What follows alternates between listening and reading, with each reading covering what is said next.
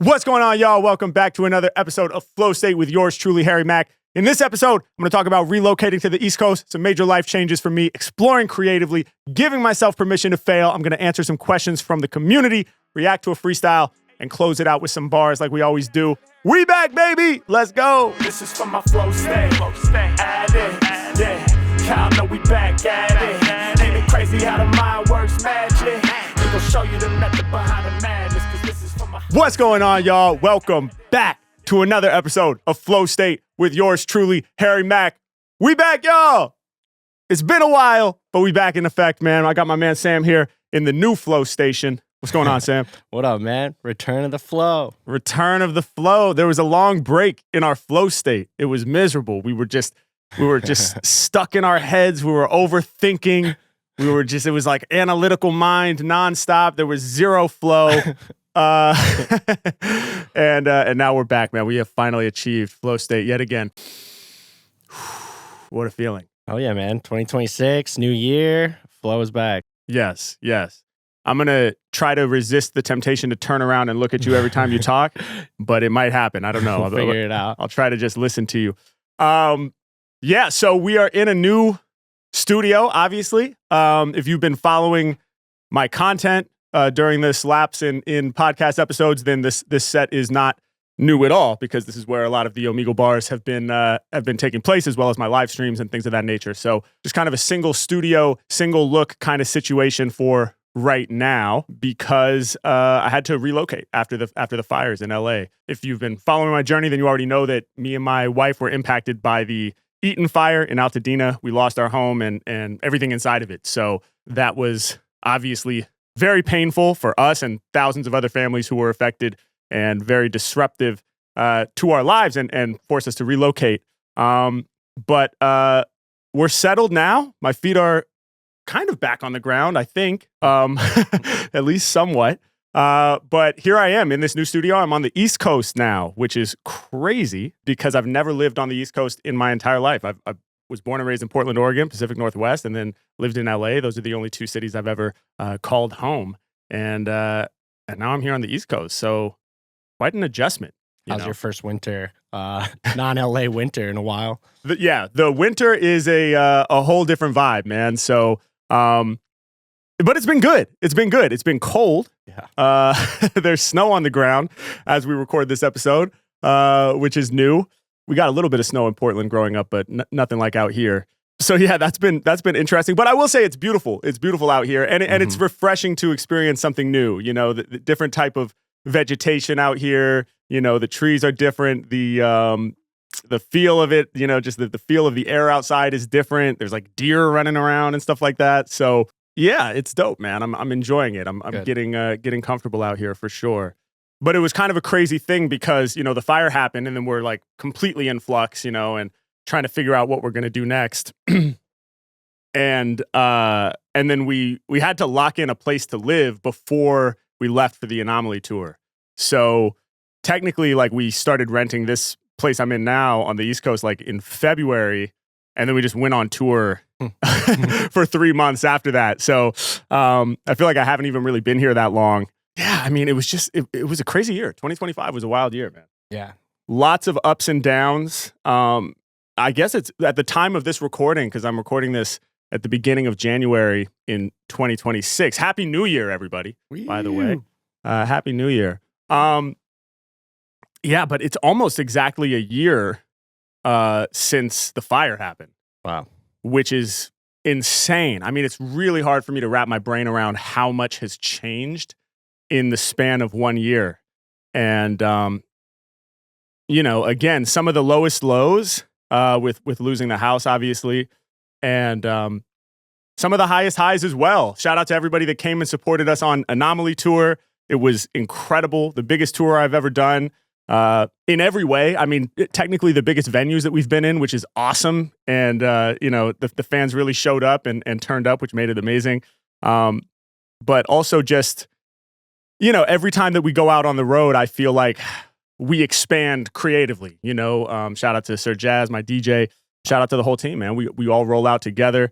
We always try to add on and make the shows bigger and better in every way that we can. So every tour feels like the biggest tour I've ever done from a creative standpoint. as well. So that was amazing. Granted, it was just such a weird time for me. It was like this fire had just happened. I don't exactly know where I'm living. I've never even seen the house that I'm going to move into after tour. And then we hit the road, and then, there's all this adrenaline and all this, these amazing feelings being able to go out on stage. And so that was this crazy sort of thing. And then we crash land back here on the East Coast. And during all that time, my wife was pregnant, and I actually became a father this past year. So yes, thank you. Congratulations. Thank you. Yeah, it's been really incredible. Really awesome, like truly awesome, inspiring awe, if we break that word apart.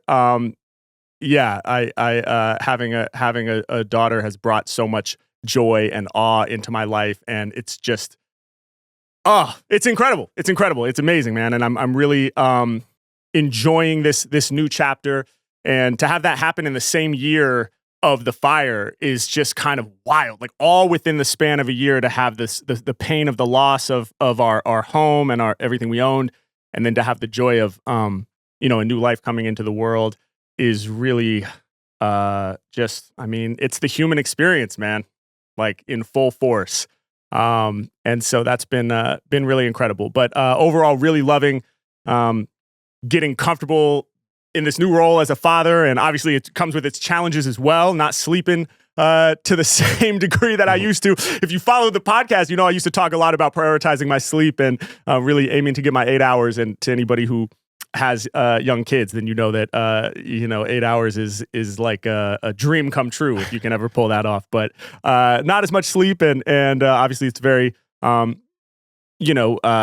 all new. And I'm learning on the job. So there are challenges that come along with that, but never has a challenge felt more worthy to embrace. And I'm just, rising to the occasion and just feeling all the feelings. And it's really beautiful. So heck yeah, man. Yeah. January 1st, 2026 looks a lot different than January 1st, 25. A lot has happened, man.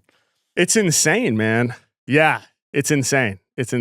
And I was just thinking too, like, because we just celebrated New Year's Eve, and last year, New Year's Eve, I was out in Times Square. Oh yeah, for the Dick Clark New Year's, man, on TV. Viral freestyle rapper Harry Mack, take it away, Harry. Oh yes, thank you so much for having me. I didn't know how I was gonna feel about being out in Times Square for New Year's. It was awesome that I had the gig, and obviously I was very grateful for the opportunity. But in general, I'm not the type of person, not that there's a type of, but anyway, I wouldn't first on my list wouldn't be, let me go to Times Square for New Year. Just from what I've heard about it. Because it's like, it's so crowded and it's you gotta stand out there for hours. Yeah, you hear about, there's people can't make it to the bathroom and stuff, I saw people running up this year. It was like 8 a.m. They were running through the gates to get their spot. Oh my God. Well, more power to those people, man. And that's awesome to anybody who has the energy for that. That's really the thing for me is I don't think I have the energy for that type of thing at this stage in the game. But but it was so awesome to be able to be a part of that production. But it's just crazy thinking back on it, where it's like I had a home in LA at that point. Like that night, it's like, wow, this has been so great. What a year. We're going to go back to LA, settle back into our home for a few months, then do another tour. And it's wild how quickly things can just change, and here we are now. I'm on the East Coast, much closer to Times Square than I was a year ago. And just so much has happened, man. But I'll tell you this much. I'm incredibly excited to be back to doing this podcast, man. I've missed it so much. We've been really eager to get back to doing this. And now that there's finally a little bit more stability, we're able to do it. So appreciate everybody for being patient with us, man. And thanks for everybody watching or listening and tapping back in with us. I'm stoked, man. I'm stoked. We here. Oh yeah, man. Good to be back. Yes, indeed. Well, let's get into some of these questions from the community, man. I want to hear what you guys are thinking about. Let's see. We got actually, before we get into the questions though, we got something to react to, right? Yeah. I pulled a clip actually. Good call. Yeah. This is David Sylvester, who was a art critic. This interview itself is from 1967. And I just found this to be a really interesting take on like artists almost needing to fail to work through their like creative process and being allowed to fail to get there. So I'm curious if you have any thoughts on this. Hell yeah. Excited to watch this. Yeah. And I'm actually not familiar with this person, so this is exciting. Either. All right, let's see what we got. Now, there is a tendency in our society to be wedded to the new, to be wedded to the excitement of novelty. And I think at the present moment that there's a tendency, which I think we've got from America, and which I think is a bad tendency, to measure every artist by his last exhibition. You know, so-and-so's no good, look at his last show. The fact he'd had 5 previous shows which are very good doesn't seem to matter. It gets forgotten too quickly. And somehow the snap judgment on what one has just done, this kind of pressure that it puts on is very dangerous, because artists must be allowed to go through bad periods. They must be allowed to do bad work. They must be allowed to get in a mess. They must be allowed to have dud experiments. They must also be allowed to have periods where they repeat themselves in a rather aimless, fruitless way before they can pick up and go on. The kind of attention that they get now, the kind of atmosphere of excitement which attends today the creation of works of art, the way that everything is done too much in the public eye, it's really too much, the pressures are of a kind which are anti-creative. Wow. Awesome clip, man. Thanks for pulling that. Sure. It's crazy how much this resonates with me right now, actually. And I'm just thinking back through what he said, because there were kind of 2 different related points. But the first point that he was making about, like sort of the recency bias, or the way that we just judge people based on their latest contribution and are so quick to forget their previous contributions. I feel that. And I think I don't know what year it was that he's saying this. This seems like a kind of old... 1967. Damn, there you go, 67. Yeah. So he's saying this in 1967. I feel like the issue that he's describing has just been exacerbated to a degree that I can't even express in words now in the social media era, right? It's like our attention spans have gotten so short, and everything is just being shown to us rapid fire in like 30-second clips, in an algorithmic feed, and we're just swiping through, and it's like, yeah, I mean, we're so, and we're casting judgment so quickly on things that are not even necessarily contextualized, just a random thing that is being stripped out of its context and shown to us as a soundbite, and it's like, oh wow, that's bad, or oh, that's great, or and we're just like rapid judging these things that are being shown to us all the time. And it's just, I don't know, I think it's pretty fascinating that this man is noticing the trend of us kind of forgetting about everything that came prior, based on what's happening live in the moment. Decades ago, he's noticing this trend, and now I feel like, if anything, it's gotten even worse. Yeah, I would say so. And it's kind of interesting, like, he talks about like the outside pressures are for being a lot of the cause of this, but like, I mean, the artists themselves put it on themselves as well. I mean, like, you have a tendency to think yourself like you're only as good as your last project, when really it's a whole body of work. And it's not fair to yourself. Yeah. His second point about like the pressure that it puts on the artist, right? To like have their latest contribution be their greatest. I completely agree with what he's saying, that it is directly opposed to what would be required for open creativity. Yeah. And when you think about like, somebody like Bob Dylan, right? Who had like this whole career in like the, I guess like neo-folk music thing that he was living through in the beginnings of his career with like Freewheel and Bob Dylan and records like that, which is like him and a guitar and a harmonica acoustic. And then at a certain point, he made the decision to go electric, and to like bring the band out. And that was so controversial, like his initial fan base was like hating that, and they're like at that folk music festival when he like rolled out the band with electric guitars and bass and drums, and it was loud and it was like rock and roll infused.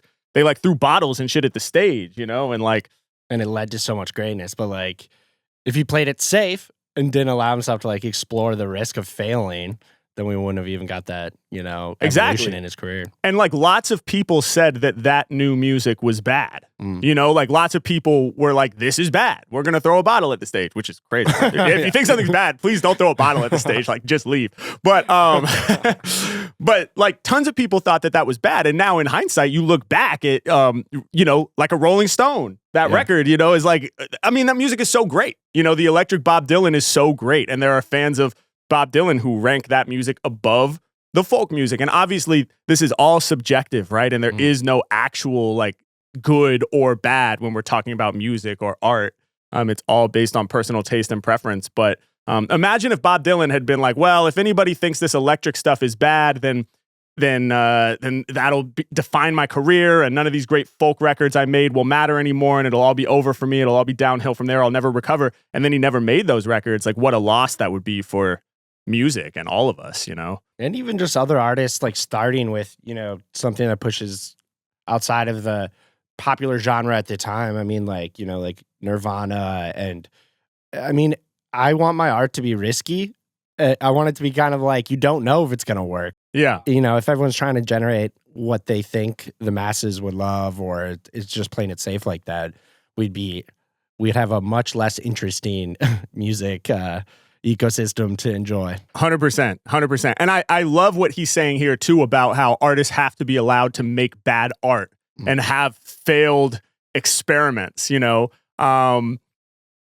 and I could not agree more, and I always tell people, like, especially people who want to get started learning how to freestyle, and they're like, what advice do you have for me? I want to start freestyling. Like the biggest thing that I emphasize in the beginning is, try to be non-judgmental, try to find a safe space to practice, to try your first especially if you've never even done a freestyle before. It's like, you need a safe space to do it where nobody else is going to hear it and judge it. And you need to try to cultivate a mindset where you're not even judging it as good or bad, because that judgment is just going to get in the way of you being able to take that risk and take that leap and try to figure out how to do it. And if you can't, and I always would tell my students too, if you're not willing to sound bad, you're never going to be able to sound great.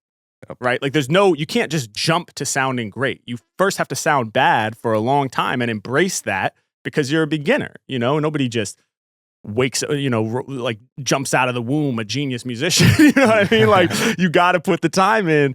And it's crazy that this clip is the one that you found for the episode, because it resonates with me so much, like right now, today, at this phase in my career. I've been thinking about this stuff a lot, because I've been doing this now, I mean, since 2016, the end of 2016. So it's almost a decade. Wow. 9 years, I guess, a little over 9 years. So I've been doing this for a long time, and my career. What is that, Mark? Doing this a long time? Is that when you first started to put your freestyles out there? Yep. Yeah. 2016, December 2016 was the Bounce House freestyle with Jacob Mann. So that was kind of the first introduction of Harry Mack, the freestyler, via YouTube. Harry Mack, how will I rhyme? I choose to play the ill stuff off the top. How do you feel? I'm on Sunset, moving past Lucille. Yeah, check it. Yo, and Hyperion. Hey, yo, he's saying lots of stuff, but they not hearing them. My flow is undefeated. Nobody can beat it. Yeah, so having done this for almost 10 years or 9 years now, my career has taken a shape, right? And there are now things that I'm very much known for doing, and I have my series, I have my Gorilla bars, and I have my Omegle bars, and these are things that that I love. These are things that the audience loves, and they're beautiful. But it's at this time, it's like I am really curious about exploring other creative possibilities for myself. And this isn't brand new information to people who have been following me for some time now. I actually took a break from making Omegle bars a while back. And then I ended up getting back into doing it right after the fire. Actually, I kind of was yearning for something familiar and something that I really knew how to do, because everything in my life was so up in the air at that time that I just wanted to feel, in some sense, like I had something familiar that I could lean on. And so it actually felt really great to get back into doing Omegle bars at that time. And we were getting ready to go on the road. And so I wanted to activate as much of the audience as possible and let people know about the tour. And so it was beautiful to get back into it. But again, I find myself feeling like, okay, like I've kind of, I've pushed these formats maybe close to their limit for me, I'm getting to a point where I feel like, man, I kind of want to break the door open. I kind of want to like break some of these walls down and break out of some of the formats that I've created for myself and see what else might be out there for me creatively. But what's so scary about that is it requires me to experiment, and it requires me to take risks, and it requires me to do things where I don't know if they work or not. Omegle Bars, I know that it works. I know what that format is. I know how to make it. We know what the editing process is like. We know that if we get these videos out and if they're high quality, they're going to have an impact. If I start trying to do something that I've never shown before, it's just full of unknowns, right? And so that has been something that I've been honestly struggling with internally and trying to work out in my own heart and in my own mind of like, man, how can I give myself permission to take these risks? And what this guy's talking about of how artists have to be able to make things that are bad and they have to be able to have failed experiments. It is so true. And I've been feeling that in such a real way where it's like, man, now that I'm somewhat established in doing what I do and doing what I'm known for, how can I create safe spaces for myself, to just be able to explore? And how can I try things and take the pressure off and be like, hey, it's fine, man. Like if this doesn't hit with the majority of the audience, like if this doesn't get the views or whatever, if numbers wise, this isn't a huge success, maybe it's a failure. If numbers wise, it's a complete failure on paper. How can I get to a place where that's okay? And recognizing that actually it's not a failure, right? Even what this guy calls failed experiments, they're really just stepping stones. It's like sometimes you have to, how are you going to figure out what does work if you're not totally free to try things that don't work? I feel like, honestly, that's how you figure out, that's how you find your voice. That's how you find what it is that you want to do in life. And certainly as an artist or as a creative, that's how you find out kind of what works for you. Is it's not by just like dreaming up the perfect thing and then doing it. It's usually by like trying a million things, and most of them don't quite feel right or don't quite hit or don't quite work. And then after all of that is pushed to the side, it's like revealed to you through the process of elimination that like, oh, okay, this is the thing that works and this feels good to me. And it resonates with an audience. So there we go. Boom. Love it. Yeah. I like how it's not even like, artists should be wary that like some things may fail or something kind of like wishy-washy like that. He's like, nah, like having bad experiments is a necessary step. Yeah. Like you need to go through that to get to whatever you might end up at. It's part of the process. 100%.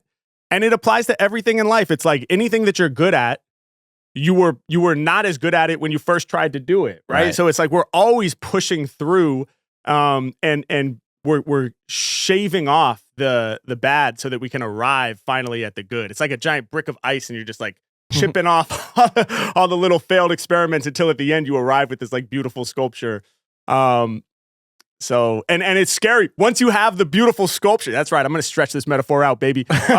Once you have your beautiful sculpture that works, then eventually you're like, man, I kind of want another ice brick, but that's scary because it's like now I have to etch this ice brick out while there's all these eyes on me. And I think that's the part that I've been struggling with a lot, where it's like, man, back in 2017, posting a video was like, every time it was like, I don't know if this is going to work or not. It was all kind of low stakes in a sense because I wasn't really that established. Like, who cares? I mean, like I was figuring it out in real time. Now it's like, okay, I have a team, I have a company. Like there's this whole thing. There's these gears that are turning. There's this machine that we've built, and it's beautiful. But now it's like, okay, now there's attention. Now there's eyes on you. So if I just roll out a blank ice brick and start chipping away, people are like, what is he doing right now? This is weird. We don't see it yet. And it's like, of course you don't see it. How could you see it? It's still just a big block of ice. I don't even see it. But I think there's a beautiful sculpture somewhere in here, and I have to be able to start chipping away. And,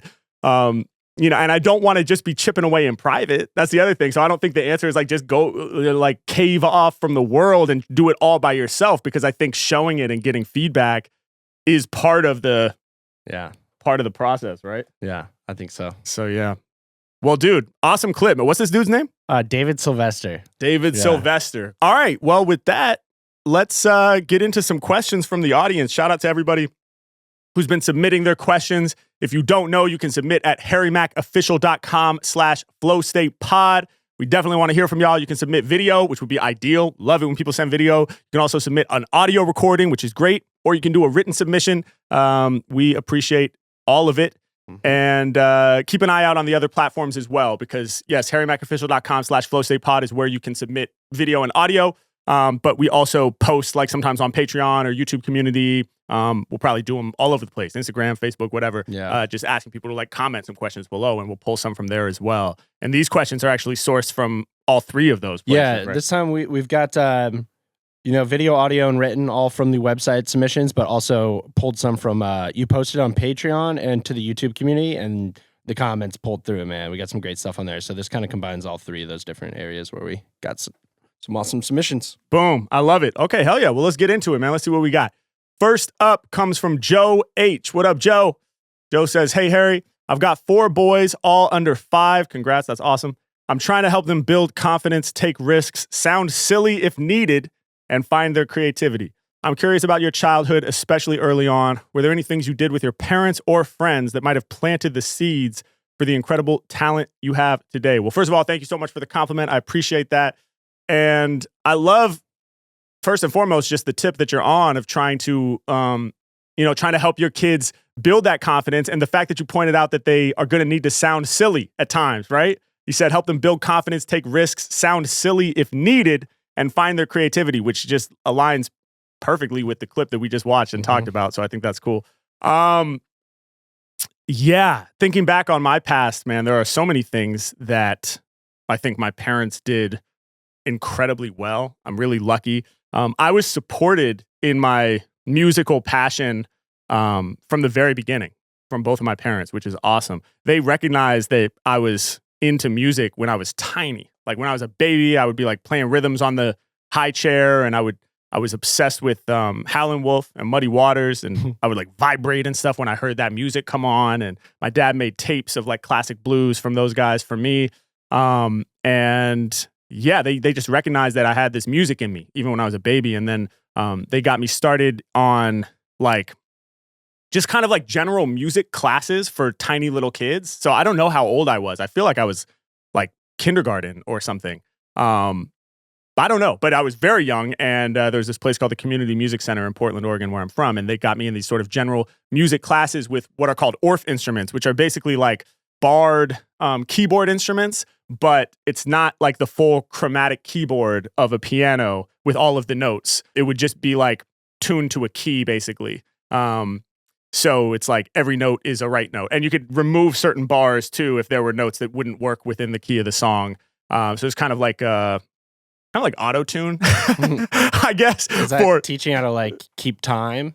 It was, yeah. I mean, it was everything. It was melody. It was melody because it's a keyboard instrument, but it's like if you could take the piano and just remove all the wrong notes for the song that you're going to be working on, and then all that's left is the right notes, notes that are going to sound good. And so then you can more easily teach kids how to play like, all right, just play these 2 notes and then move to these 2. And then we would play these like ensembles with these Orff instruments. Nice. And then there would be occasions to improvise. And it was relatively easy to improvise something that sounded at least somewhat reasonable because there were no wrong notes. So I started that when I was like a tiny little kid. And then I started playing the violin when I was 7, and they got me a violin and got me violin lessons. And then when I was 10, they got me a drum set and got me going with drum lessons. And there were various like youth ensembles, like jazz ensembles and stuff, community-based, not through the school, that I was part of as well.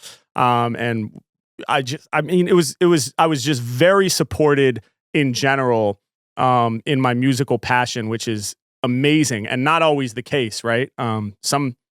Some people, I've heard from talking with people and hearing other people's stories, like you sometimes have parents who feel like music is a waste of time, or it's, if you have like an artistic passion, they're like, oh, that's never going to pay the bills. You need to be a doctor or a lawyer or an engineer and things like that. And for those artists, I just can't even imagine how challenging that is to have to just swim against the current your whole life just to exist as a creative person. Mm-hmm. I didn't have to do that at home. So that was really special. And I think there's other more subtle things too that my parents did. Like I was always improvising, even as a little kid. Like I'm like a born improviser of sorts, I believe. So and we all are, I think. We're all creative and we all improvise every day. But I was always doing little characters and voices and running around the house and like doing little routines and jokes and basically like trying to make my parents laugh with my various characters and stories and weird things that I was doing.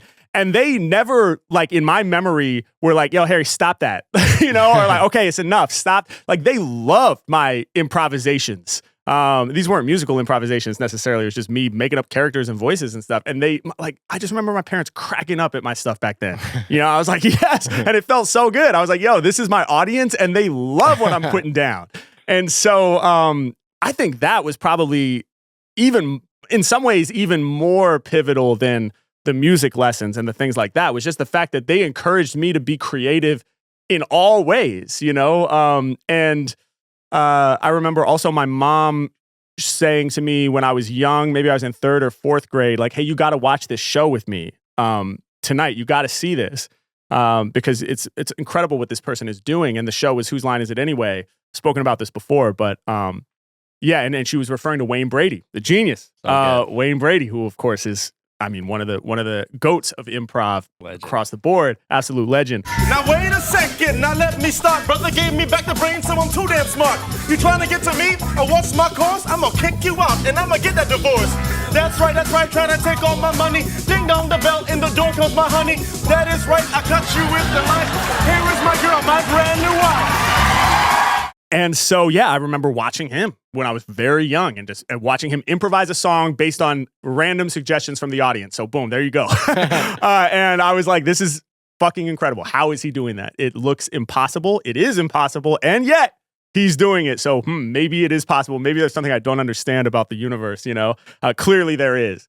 And so that was one of those pivotal, mind-blowing things that, again, that was through my mom. And after that, I remember because she noticed that I was into it and I would start trying to improvise songs. I remember one time we were driving to the Oregon coast and the whole car ride down there, she was like, make up a song about this, Wow. Let's make one up about that, and we were kind of doing it together. And I think she would suggest a line here and there and I would come up with my own stuff. And it was just so fun. And I just remember being like, yo, this is it, man. I love doing this. I love improvising songs. And so I honestly think it's those little things. One other thing I'll mention too is when my sister and I were young, again, I feel like I was in like 1st grade or so. We had these like books of like children's like poems. Like, I guess some of it was like, it wasn't like Mother Goose or anything like that. It was a little bit more, well, actually, I don't know. I'm not really familiar with Mother Goose. Maybe that shit is really fire, but it was like Shel Silverstein style stuff like that. Yeah. It wasn't that, but it was like that. Okay. It was really great. And it was these like compilations that were actually handed down from my grandparents on my dad's side. So that's why they had the whole volumes, like 20 books or so of these poetry anthologies. And then my dad had a couple of the books from the set, like at our house in Portland. And so he would have me and my sister memorize poems from those books. And then there would be like little recitals, like in the living room, where my sister and I would like recite from memory. We would each recite a poem from the book. That's cool. Yeah, which like, it was cool. And we were into it. It wasn't like he was like making us do it type of thing. It was his idea, but like we wouldn't have just been like, hey, should we memorize some poems and recite them in the living room? But it was cool. It was like creating opportunities for you to flex what they saw you were interested in, basically. Yeah. And it was a performance, it was like my first time being on stage was in the comfort of my own living room, which now that I think back on it, like that's so huge, because, a lot of times people will be like, well, how can you go on tour and not get nervous before you go on stage? Well, I do get nervous before I go on stage, but I think the only way that I'm able to overcome the nerves is because I have so much experience being on stage. And it's kind of cool to think that actually my first experience being on stage wasn't on a real stage. It was just in my living room in front of the fireplace reciting these poems to my loved ones, as a kid. And so things like that, man, just encouraging creativity and creating space. And I mean, you hit the nail on the head when you said, allowing your kids to sound silly if needed, because that's what I was doing. I was sounding silly all the time, and it's always, and I was encouraged in that. And I was never told like, be serious or like, stop that, or like, what are you talking about? That doesn't make any sense. It was just like, keep going. Like, you got another voice, you got another character. Like we're loving it right now. I love that, man. Because sometimes it can, like, even if you do, put a child in, instrument classes to learn how to play the guitar or something. Yeah. There's like a whole other approach too, where it almost like kills the excitement because the environment around it's like practice now and it's so demanding and there is no silliness and it becomes almost like a chore. So I love that. It's almost like a 2-tier thing. You get them into something that they're interested in, but then also just that like undying support for the fun, enthusiasm of it. Yeah, 100%, dude. No, I agree with that. Like, you could start music lessons and it could actually be a hindrance to you being creative, depending on who the teacher is and what the approach is. And when I think back on it, I had such a good balance because, like, by sheer coincidence, those music classes utilizing Orff instruments where it's kind of loose and the idea is like there's no wrong notes. Go ahead, take a little solo, see what happens. That was so aligned with like my creativity and my inner artist even back then, as opposed to like if it was like a very traditional method of learning piano and it's like, okay, you're going to spend the first month just learning how to press the keys down at an even volume. That might have stifled it. So I ended up having a great mix. And then starting violin when I was 7 too, then I did get the formal musical training too, like mixed in with it, but it was always counterbalanced with like just with finger painting, as I describe it often, with just like being silly and having fun. So, and the answer for me was in the middle. But great question, Joe. Appreciate this. And More boys, all under 5. Yeah, wow. And it's rowdy. now I can relate, and just having one kid, I can't even imagine. So hope you're getting some sleep, man, when you can, and having fun. And good luck to you and your family, man. Appreciate the question. Let's see what else we got here. This one comes from Michael Carey, 1382. What's going on? Michael says, "Hi, Harry. They say if you do what you love, you'll never work a day in your life, but clearly that's not true. Creating content, touring, and showing up everywhere must be a massive amount of work.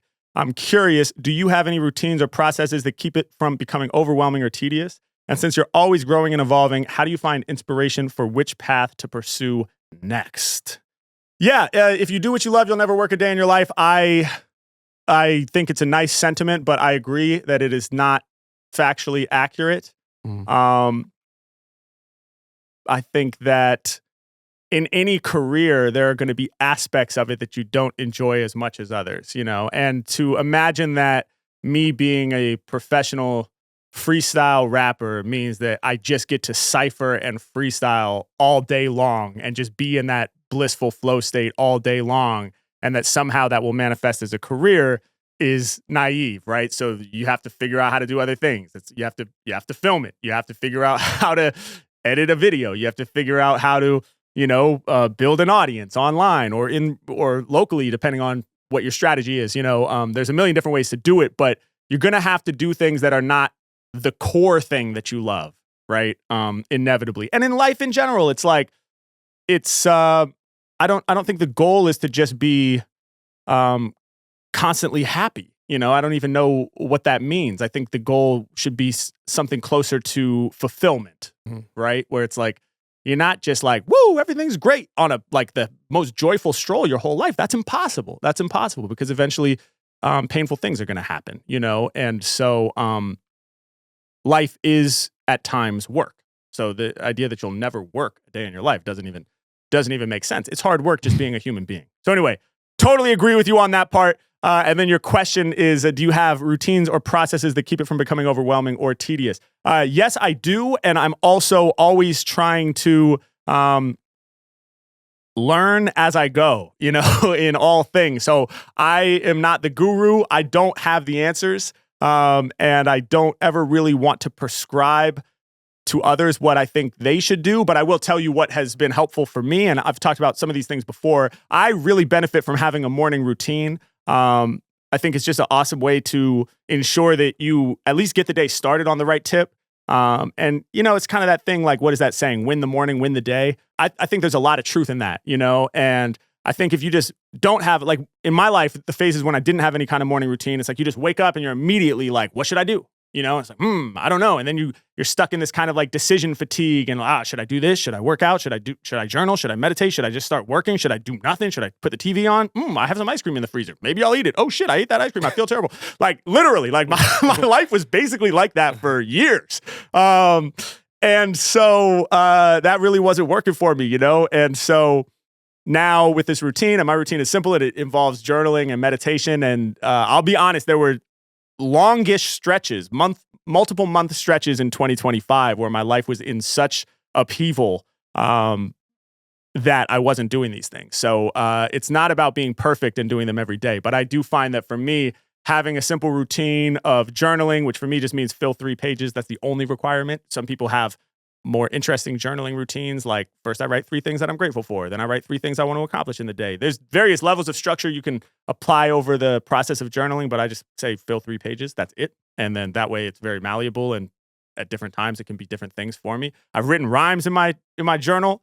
Actually, Should I Write This Rhyme, the song of mine, was written in the morning pages. I don't know if I should write this rhyme or not. Overthinking and sinking, shit got my mind so caught. Cause part of me's like, yeah, dog, you should, of course. The poetry been getting better, and that's good, do more. Treat It Like a Hobby, another song of mine, is from the morning pages. March On and Back to the Program.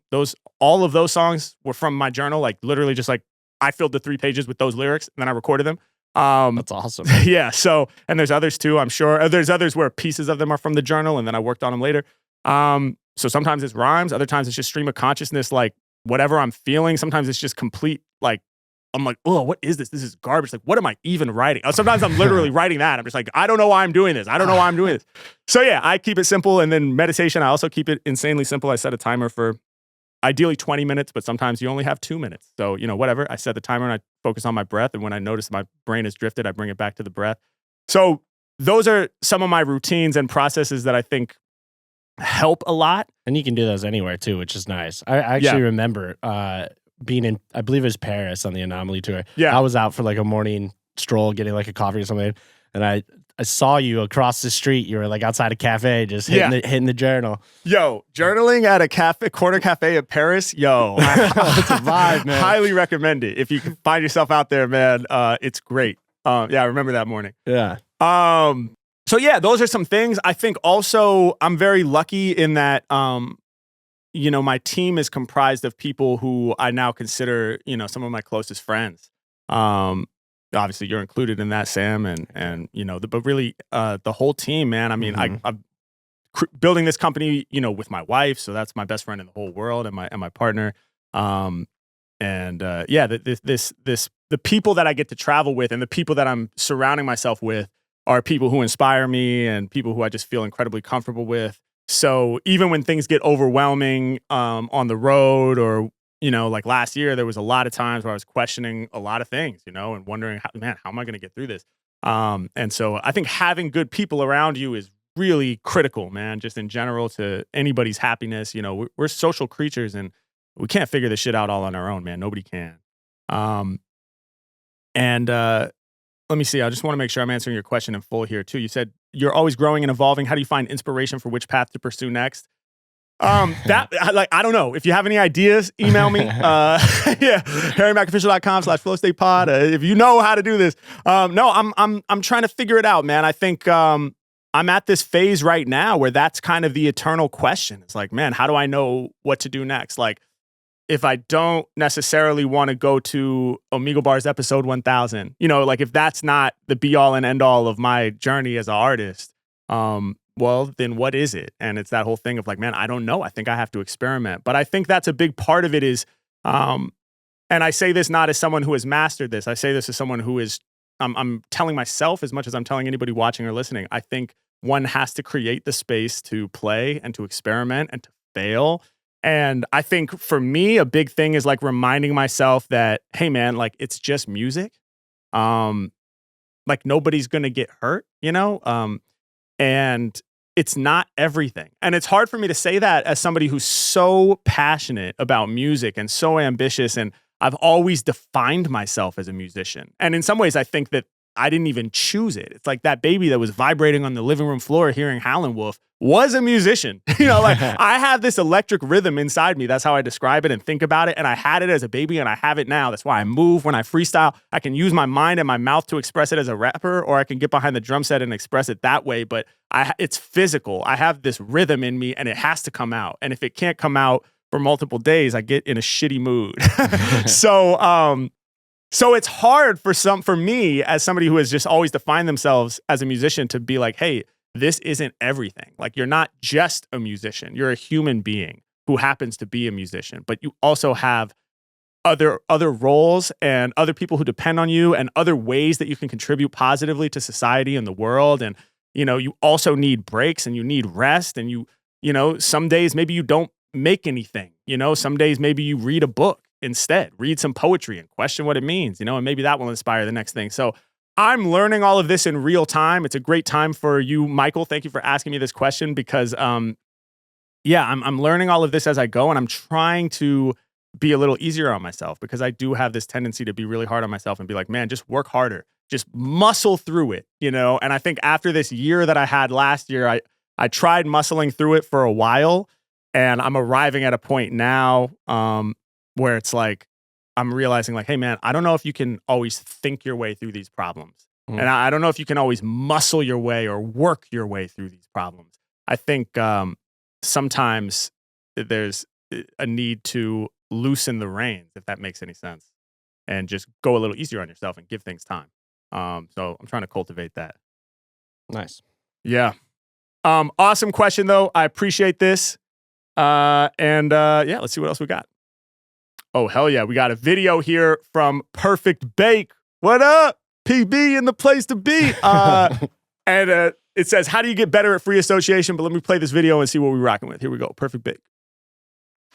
Yo, G, what's up, Harry Mack? On Patreon, you said you needed questions for your podcast. Well, here it is, man. I'm going to lay it out in this bomb rap. I would like to know how, for somebody who is always on their flow and route, how do you get better at free association? When I try it, it's like my brain has asphyxiation. That's right. I said my thoughts are suffocated. I try to come up with words that are somewhat related with the pipe dreams of one day standing near the greatest. Well, for now, I get the free and sometimes can't say shit. I would like to know how you learn to read the matrix. It's like that code is embedded in your DNA. It's obvious you mastered it by the freeze you spray. I'm just hoping to be half as good as you one day. What's up? Hey! Yo! Oh, do I have sound effects? I got sound effects! Let's go. Damn, I should have used those in the intro with the welcome back. I forgot I had those.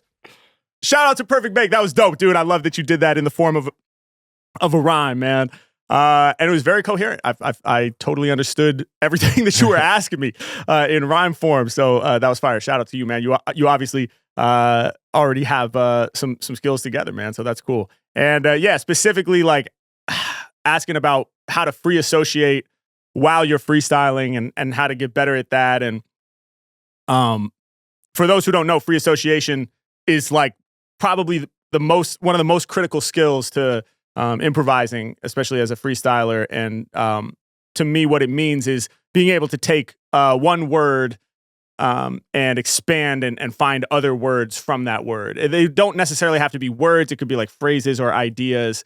But a simple example of free associating would be like going from hand. If the word is hand, what words does hand make you think of, right? This is like brainstorming back in elementary school, like during the poetry segment, you would work on this type of thing, like hand, finger, touch, hold, high five, etc.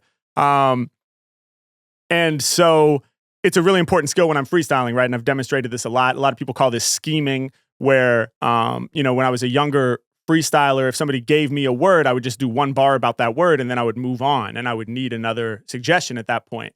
But then I wanted to develop the ability to just be given one word and potentially rap for, a minute or more continuously, all with ideas that had stemmed from that single word. I think the ultimate goal would be to just have one idea, one initial spark, and be able to kind of like flow forever, shout out to Rakim, flow forever. But like that would be the goal, that I can constantly just, my own brain can generate the next idea all based on that single input.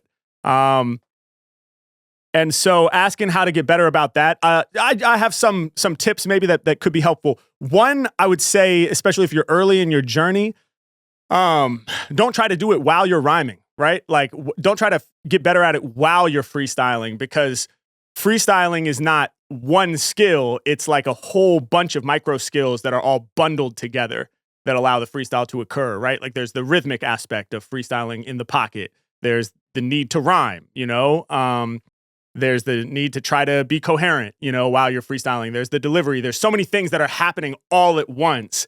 And so for me, anytime you want to get better at one single part of it, you have to kind of like isolate that one skill and extract it from the whole thing and then just work on it in isolation. And so I think removing the time constraint of trying to free associate while you're already rapping is mad helpful. So that's as simple as just doing it on a note card or in a journal or on a notes app on your phone or computer, whatever, and just type one word. Think of a word or use a random word generator or anything. Look around the room and take the word wall and then just type wall. And then, okay, what does that make me think of? Great Wall of China, brick, one brick at a time, mortar, building, foundation, skyscraper, top floor, penthouse, blah, blah, blah. And so you can just do it on a list. And I did that quickly as an example, but I've been practicing this, my whole career, right? So you might write wall and be like, I don't know. You sit there and think. I will say you don't want to overthink it, And I think almost anybody that has a mastery of the English language or whatever language you're doing this in, but I only speak English, so we'll stay there, could go from hand to finger, right? Or from hand to palm. Like, other parts of a hand. And so you don't want to sit there and be like, hand, what's a good one? What's a really good one? Because we can think our way into a block, And I think it's more about just literally writing whatever comes to you. And by the way, it doesn't have to be something that makes sense to anybody else. So if you have some unique association with the word hand or the word wall or whatever word you're dealing with that would only make sense to you, like if you first write wall and then the next word is river, I don't understand that association, but maybe you do, right? So as long as it makes sense to you, then it's sufficient, And again, this is one of those things where you want to be in that non-judgmental state where you're just kind of going and letting it flow.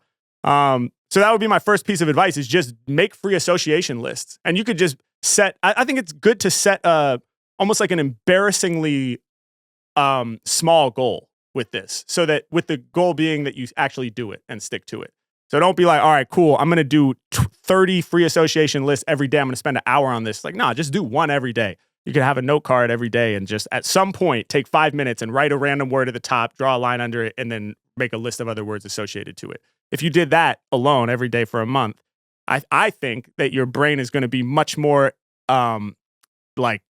oriented to doing this skill in general. And then from there, the next step would be to start to do it in rhythm, right? So, but without all the other aspects of freestyling. So for that, like you put a beat on, and you have the beat playing.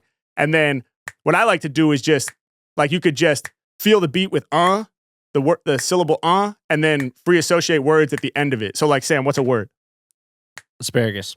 So you go, asparagus, veggies, green, money,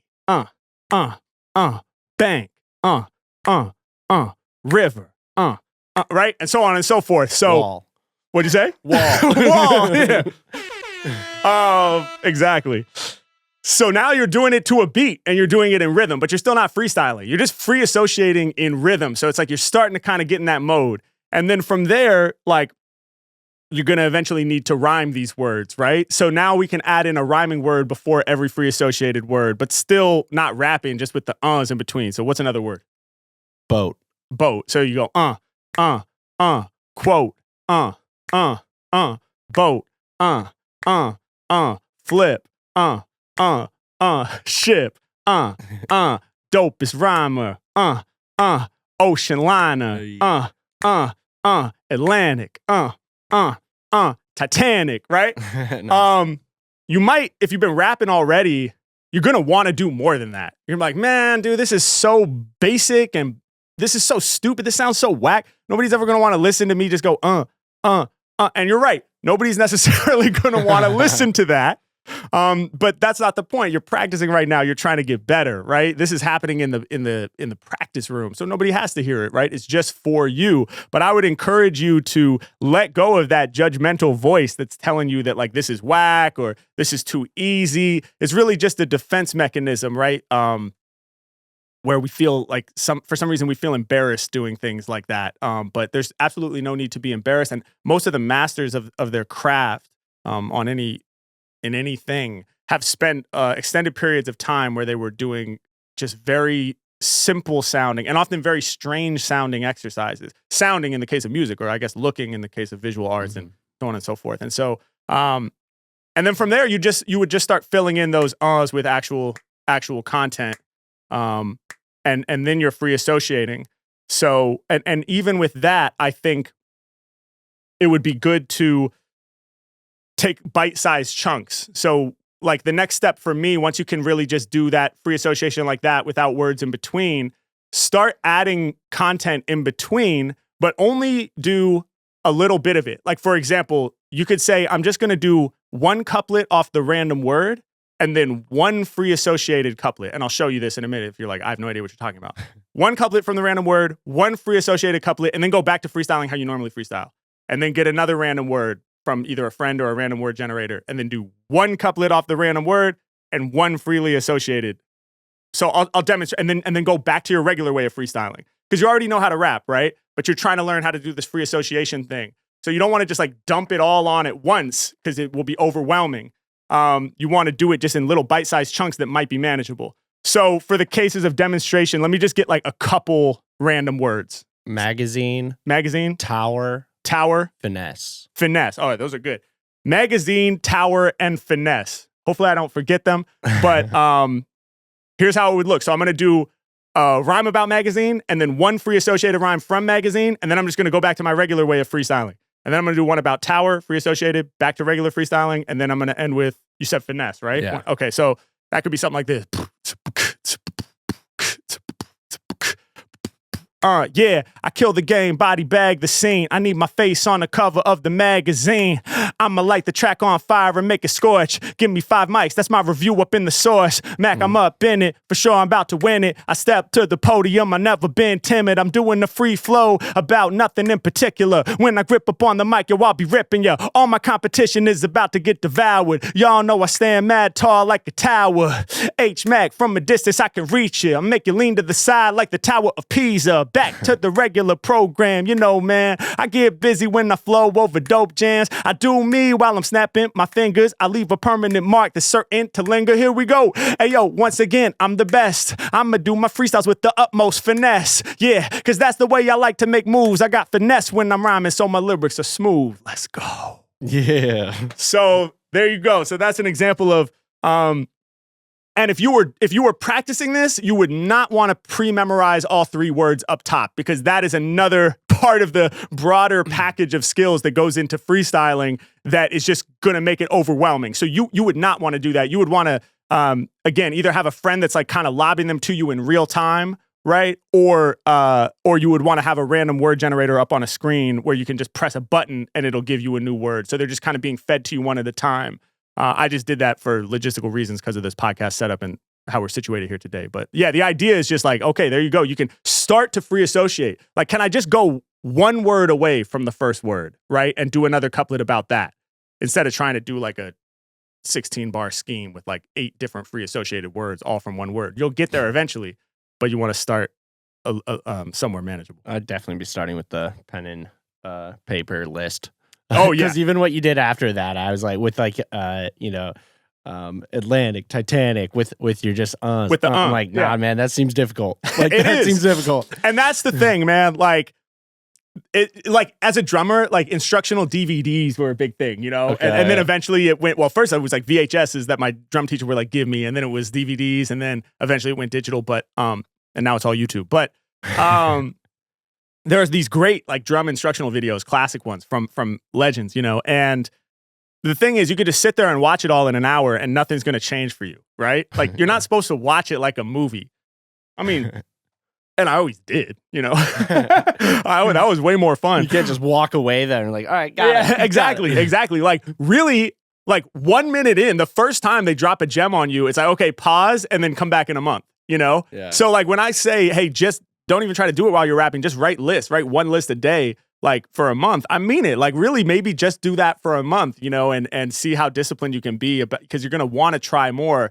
And if you do, that's okay. You know, don't be hard on yourself. But yeah, I mean, like the list thing. What if you did one free association list every day for a year, dude? Yeah. At the end of that year, you'd be so good at free associating, it'd be crazy. And then when you start trying to do it in rhythm, it's actually possible because of all those reps that came prior. So I'm really big on that, man. Just giving things the time that they need to develop.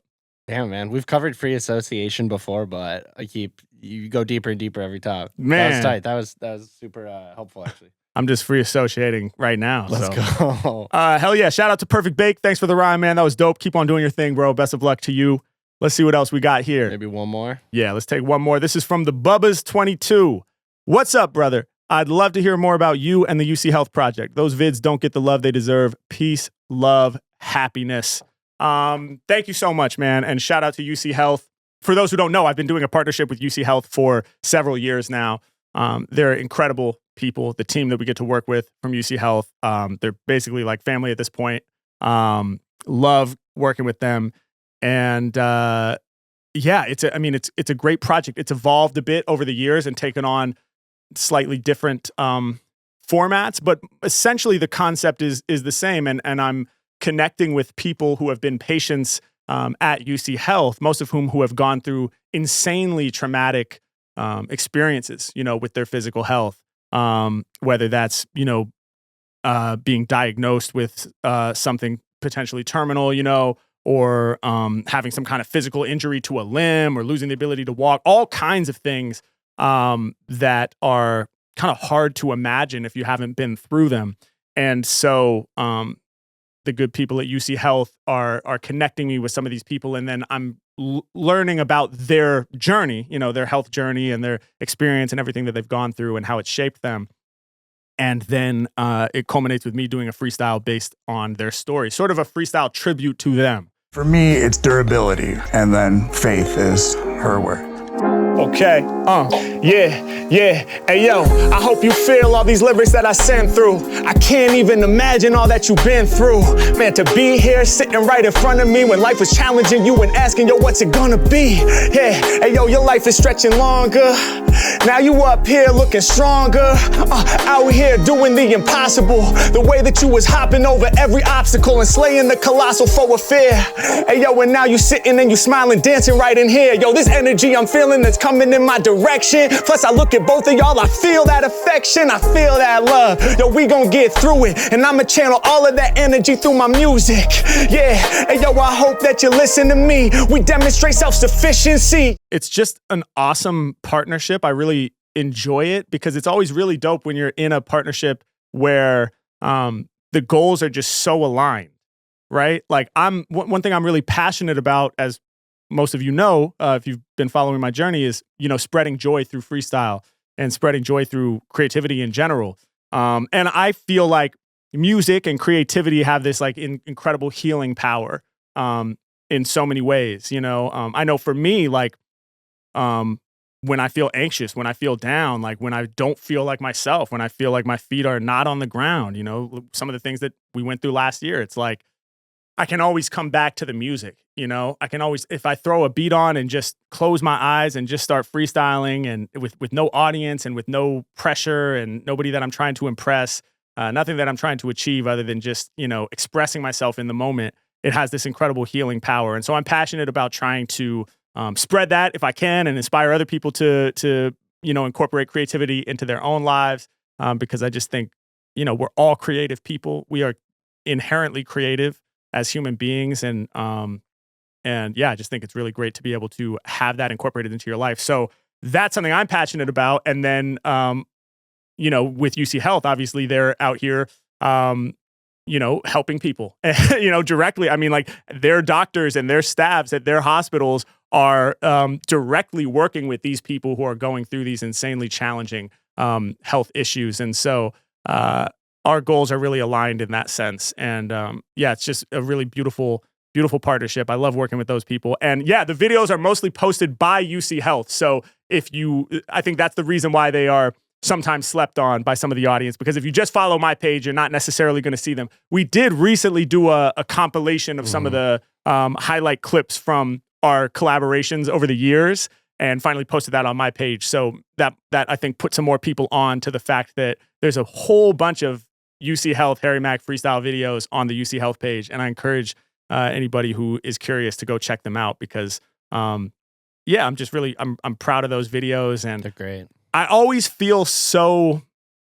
moved by the whole experience. It's not every day that because it's crazy, to be honest. I'll be sitting in a studio and then one by one, all in a day's work, like it'll be like a 6-hour shoot or something. It's like we're bringing in one at a time, people or small groups of people who have these just unbelievable stories of challenge and bravery and overcoming.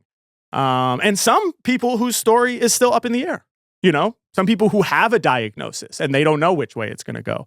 It's just incredibly moving, man. And it's such a reminder. I remember we actually did a UCHealth shoot like soon after the fire had occurred.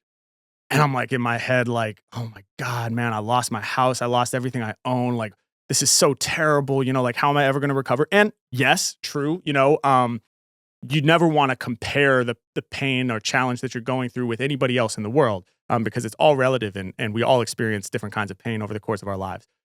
But, doing this UC Health shoot soon after the fire had occurred and then talking to these people who it's like, oh, wow, you're not talking about having lost your home and your possessions. You're talking about, coming face to face with potentially losing your life, or losing your limb, and it's like, holy shit, like, it's just always a good reminder that, there's a lot to be grateful for. And, people are going through things that are really, really tough, so it's important to express kindness, and to not judge people. So yeah, I love working with UC Health. And I will say creatively too, it's an awesome challenge because it's not just, let me get 3 random words. I'm going to just do some bars right now about how I'm the dopest freestyler and everybody else sucks compared to me and blah, blah, blah, which I love. And that's hip hop and I'm always going to do that. But this is different. This is like, wow, I'm trying to do like a custom song, a tribute to this person in this moment. And I want to rise to that occasion. So as much as possible, I don't want to fall back on just kind of like the generic Harry Mack filler or whatever. I want to really focus and hone in and make sure that the song is something special and tailor-made to that person and their experience. And it's often kind of heavy subject matter to be dealing with. And so that's a fun challenge for me to figure out how to funnel these really meaningful stories that people are sharing with me into musical improvisation that's going to do it justice. So shout out to UC Health, man. The videos are super well done too. Like, shout out to their production team. They handle that on their side, and I mean, it's high quality stuff, man. Yeah, their team is awesome. We can expect a few more of those. We can definitely. Yeah, I'm getting ready to go out there very soon, actually. So good. Yeah. Heck yeah, man. Yes, indeed. Well, dope, man. Thank you, everybody, for your questions. So appreciated. Yeah, we're gonna keep this rocking. Sending them in, y'all. Much appreciated, my friends. Thank you so much. All right. In addition to questions, as you know, or maybe you know, maybe you don't, I don't know. But in addition to questions, we also love to have people submit freestyles. Fans, members of the community, whatever, listeners of the podcast, or really anybody out there who's on their journey as a freestyle improviser, learning how to rhyme off the top of the dome, and or maybe not learning, maybe already doing it at an incredibly high level. But we want to hear from you and check in on some of your rhymes. So we have a fan freestyle here submitted from Jacob D. Shout out to Jacob. And there's a little message here as well, which I'll read. Jacob says, I've always loved rap and my freestyling is inspired mostly by you. Awesome. What advice can you give me to be more original? How can I improve? Okay, dope. Well, I'm excited to check this out. Here's Jacob D with a freestyle. Dark side, light this bitch up. Yeah. Alright, light it up, never gonna get stuck, never gonna give a fuck. Kick a freestyle while I'm sitting in my truck, never gonna hush. All these other rappers, I'm about to flush.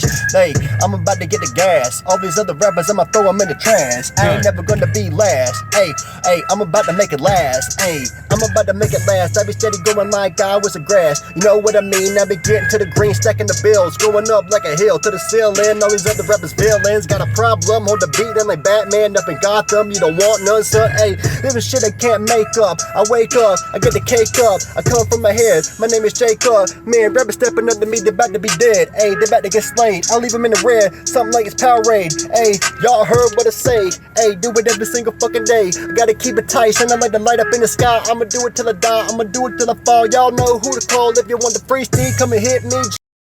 Oh, alright, hell yeah. Shout out to Jacob D. We dropped some bombs on him. Dope, man. Thank you for the submission. Appreciate it. That's funny because you're saying, how can I be more original, and that you were mainly inspired by me, but I feel like you're already, doing your own thing with it. I did hear all these other rappers. That made me think of me. Because I'm always saying that. All these other rappers. But nah, that was dope, man. There's some things that I really liked about it. I liked how you started going straight off the beat tag from Dark Side, where he's like, Dark Side, light this bitch up. And you were like, light it up. That was your first line, was, yo, I light it up, which I always love that. I think as an improviser, it's always really dope to just take the very last thing that occurred and let that be your spark and let that be your launching off moment, and that's a way to ensure that you truly are in the moment. I've talked about previously how, like, sometimes when you're in a cypher situation, maybe there's 5 or 6 rappers and the mic's being passed around. As the mic is being passed around, there's this trap that we sometimes fall into where we're trying to plan out the dopest first line that we could possibly come in with, so that by the time the mic makes its way back around to us, it's like, back around to me, let's say, I'm going to be able to come in with the most fire first line anybody's ever heard. And that's a trap. Anytime you start thinking like that, like, I always botch the first line every time. And then as soon as I do that, like, it's the best gift imaginable, because all of a sudden it's like a slap in the face. It's like, what are you doing? You're improvising. You're supposed to be making it up right now. You should have been in the moment. I'm like, you're so right. And so then that's like the freestyle starts after the botched first line. And so I liked how you just went right off the beat tag and started going. The rhythmic pocket was really strong for the most part. I guess since you're asking for how to improve and some advice here, like, there was one segment towards the end where I felt like the rhythm got a little bit sloppy, a little bit out of the pocket. And I noticed it was when you were reaching for that, I think it was a Powerade or whatever you had there, where you pulled that in. And it was dope that you were pulling in a prop and pulling in a visual to your freestyle, because that's what off-top freestyling is all about. But I did notice that might have created, like, what I call a bandwidth issue, right? I was talking earlier about learning how to free associate and how freestyling is a bundle of skills. It's kind of like a multitasking kind of thing that's happening, right? And so sometimes when we try to add an additional layer, there's like everything comes at a cost. And so, your rhythmic pocket was really solid when you were just free flowing. And then when you reach for that Powerade, now your brain's trying to, like, oh, okay, I'm trying to incorporate something that I'm seeing visually. The pocket seemed like it took a back seat, which is natural. That's going to happen. But then the goal would be, like, over time, as you really hone in on your rhythmic pocket, you get it so dialed in that it's just a complete background skill, just like walking.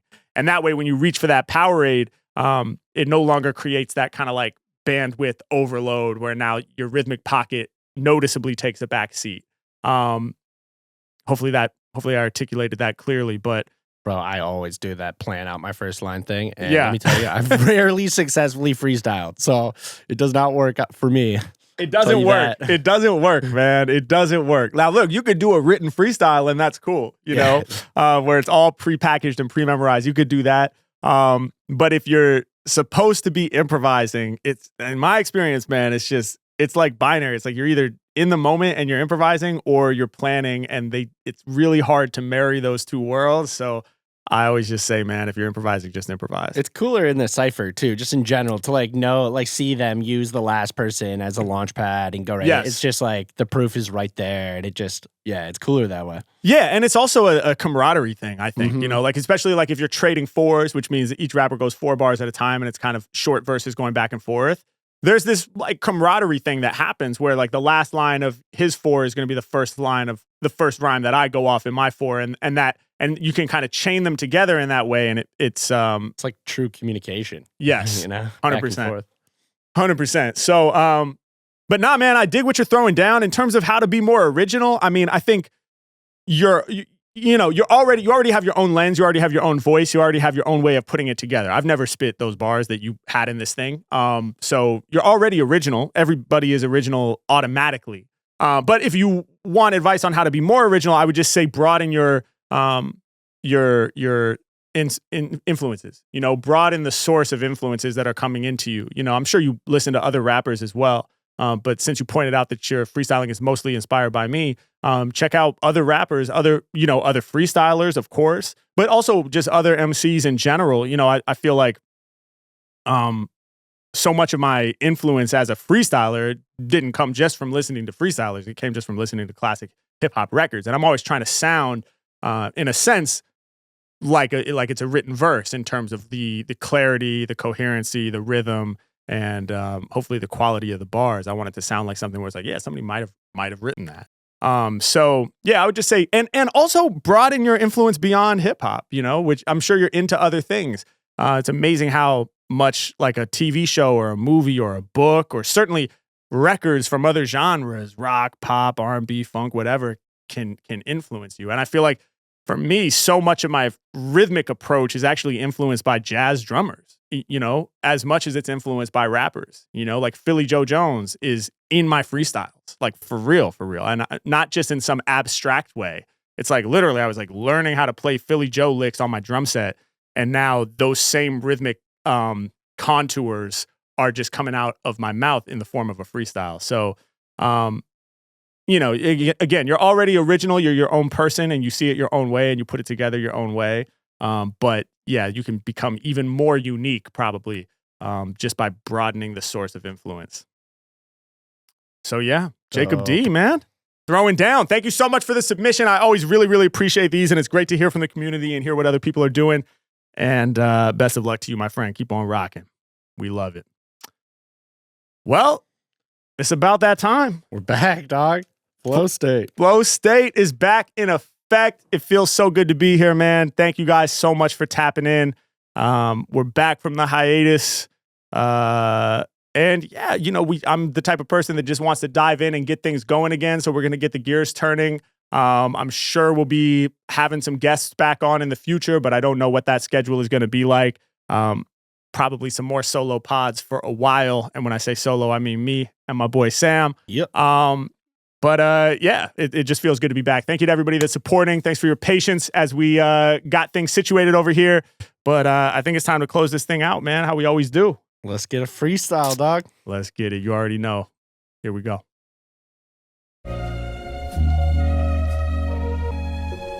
Yeah.